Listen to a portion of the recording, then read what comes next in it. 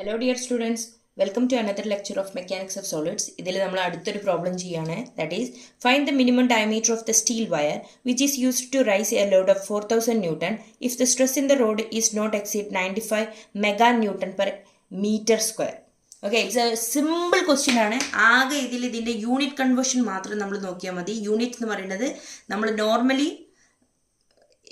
ഞാൻ നോർമലി ചെയ്യുന്നത് ന്യൂട്ടണും MM-ലുമാണ്. എല്ലാതും ന്യൂട്ടണും MM-ൽ തന്നെ ചെയ്യണം നിർബന്ധങ്ങളൊന്നുമില്ല. ഇവിടെ ഞാൻ ഫോളോ ചെയ്യുന്നത് എൻ്റെ ഈ മോസിലുള്ള എല്ലാ പ്രോബ്ലംസും ഞാൻ ന്യൂട്ടണിലും MM-ലും കൺവേർട്ട് ചെയ്തിട്ടാണ് ചെയ്യാറുള്ളത് സാധാരണ. അപ്പോൾ ഇവിടെ ലോഡ് എന്ന് പറയുന്നത് ക്യാപിറ്റൽ P ആണ്. Pൻ്റെ വാല്യൂ നമുക്ക് തന്നിട്ടുള്ളത് 4000 ന്യൂട്ടൺ ആണ്. ഗിവൺ ഡാറ്റ എടുത്ത് എഴുതാണ് 4000 newton. Then the stress in the load, stress എന്ന് പറയുന്നത് സിഗ്മൻ്റെ വാല്യൂ 95 മെഗാന്യൂട്ടൺ പെർ മീറ്റർ സ്ക്വയറിനേക്കാളും കൂടുന്നില്ല. അങ്ങനെയാണെന്നുണ്ടെങ്കിൽ ദ മിനിമം ഡയമീറ്റർ ആണ് നമ്മളോട് കണ്ടുപിടിക്കാൻ പറഞ്ഞത്. അപ്പോൾ ഇതാണ് ക്വസ്റ്റ്യനിൽ ഗിവൺ ഡാറ്റാസ്. ആദ്യം നമുക്ക് എല്ലാ യൂണിറ്റും സെയിം നമുക്ക് അറിയുന്ന യൂണിറ്റിൽ തന്നെയാണോ നോക്കുക. P എന്ന് പറയുന്നത് കറക്റ്റ് ആണ്. ബട്ട് സ്ട്രെസ് എന്ന് പറയുന്നത് 95 mega newton per metre square ആണ്. അതിൽ ഈ മെഗയും ഒഴിവാക്കണം, മീറ്ററും ഒഴിവാക്കണം. ഓക്കെ, അപ്പം മെഗ എന്ന് പറയുന്നത് എത്രയാണ്? മെഗ എന്ന് പറയുന്നത് 10⁶ ആണ്.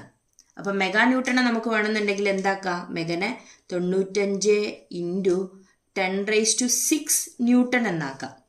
മെഗാനെ നമ്മൾ റെപ്രസെൻറ്റ് ചെയ്യുന്നത് 10⁶ ആണ്. ഡിവൈഡഡ് ബൈ മെഗനെ ഒഴിവാക്കി ഇനി മീറ്റർ സ്ക്വയർ ആണ്. മീറ്റർ സ്ക്വയറിനെ എങ്ങനെ കൺവേർട്ട് ചെയ്യും?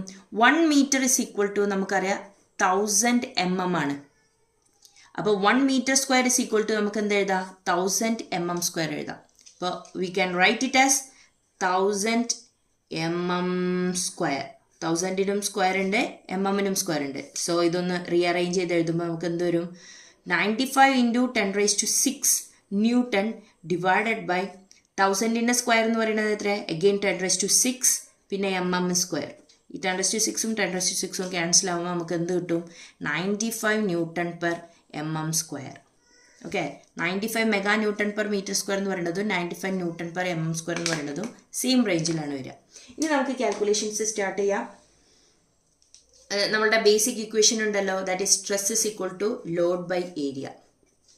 സ്ട്രെസ് ഇവിടെ തന്നിട്ടുണ്ട് 95 ആണ്. This 95 newton MM square which is equal to P load 4000 divided by area തന്നിട്ടില്ല, നമുക്ക് ഏരിയ അൺനോൺ ആണ്. സോ വി ക്യാൻ റൈറ്റ് എനെ ഇങ്ങോട്ടും കൊണ്ടുപോയി 95 അപ്പുറം കൊണ്ടുപോകുമ്പോൾ എന്താവും? ദാറ്റ് ഈസ് ക്രോസ് മൾട്ടിപ്ലിക്കേഷൻ ചെയ്യുമ്പോൾ എന്തായി? 4000 divided by 95. Therefore area is equal to 42.105. അത്രയും മില്ലിമീറ്റർ സ്ക്വയർ. നമ്മളോട് ഏരിയ ആണോ കണ്ടുപിടിക്കാൻ ചോദിച്ചത്? നമ്മളോട് മിനിമം ഡയമീറ്റർ ആണ് കണ്ടുപിടിക്കാൻ ചോദിച്ചത്. അപ്പോൾ ഏരിയൻ്റെ ഇക്വേഷൻ നമുക്കറിയാം.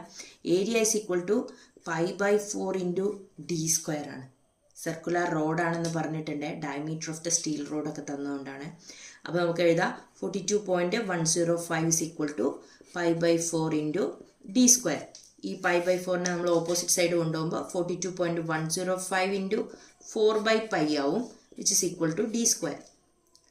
This will be equal to 53.61 equal to d².